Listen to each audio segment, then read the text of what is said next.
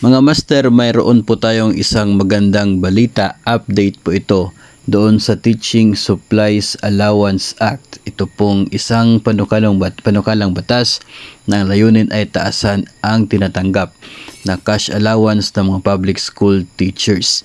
Sa House of Representatives kasi mga master ay aprobado na sa pangalawang pagbasa, second reading, December 6, ngayong araw po ang bill na ang layunin ay ito nga, taasan ang cash allowance ng mga public school teachers. Nasa 115 na mga House Representatives ang ito pong mga authors and co-authors ng ito pong House Bill number 9682. Isa po itong bagong House Bill na siya pong naging substitute bill sa napakaraming bills na ang layunin taasan ang cash allowance. So marami pong mga bills ito, number 547, 714, 1849, 1893, 1913, 2697, 2781, 2829, 3476, 3543, 4072, 4383, 4982, 5688, 6977, 7057, and 7720. So napakaraming bills mula po sa iba't ibang mga kongresista na ang purpose, taasan ang cash allowance. So nagkaroon po ng isang bagong bill, House Bill 9682, Substitute Bill, at ito nga po ay aprobado na sa second reading sa House of Representatives.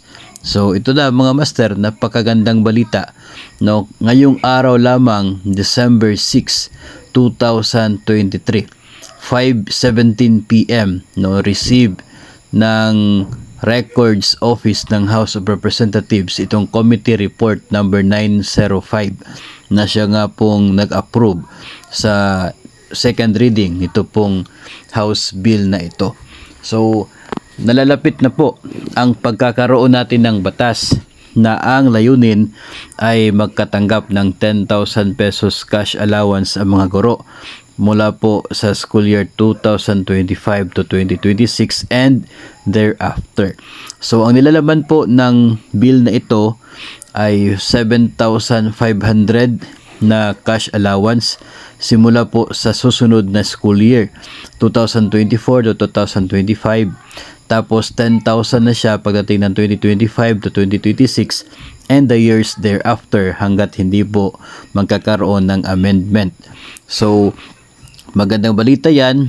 Plus mayroon pag dinagdag dito na ang teaching supplies allowance shall not be subject to income tax. So walang tax deduction upon release, hindi rin siya kasali sa maging computation ng taxable income ng mga public school teachers. So napakagandang balita po niyan.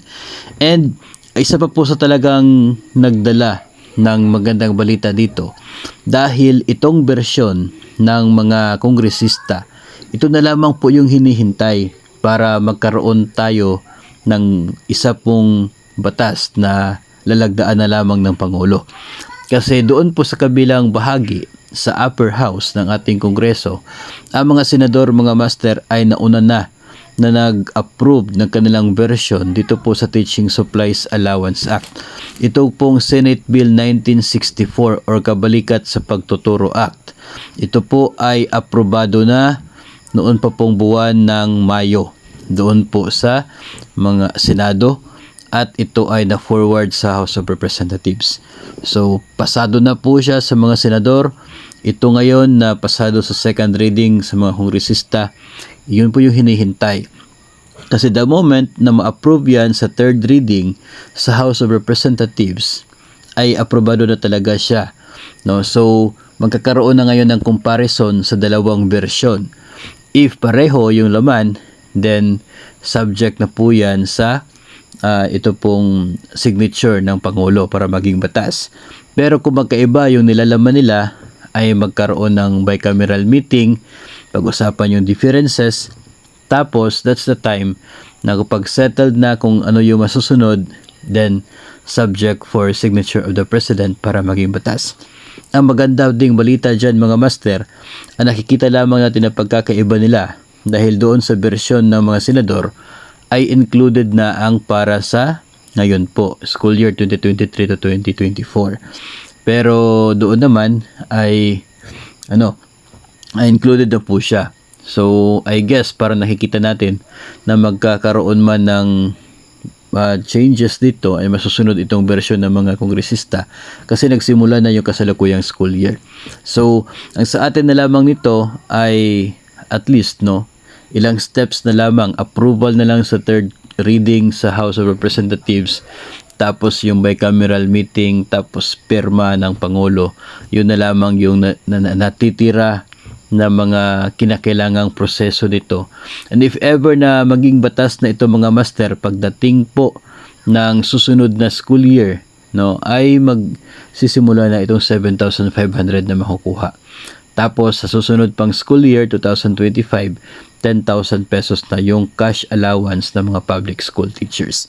So abangan po natin ang maging update nito doon po sa natitirang third reading, at kung maging batas man ito mga master ay panigurado po na malaking saya at tuwa ng mga teachers natin na mayroon pong teaching load dahil sila po yung makikinabang sa benepisyong ito, ang teaching supplies allowance or ito pong cash allowance na tinatanggap ng mga public school teachers sa pagsisimula ng pasukan.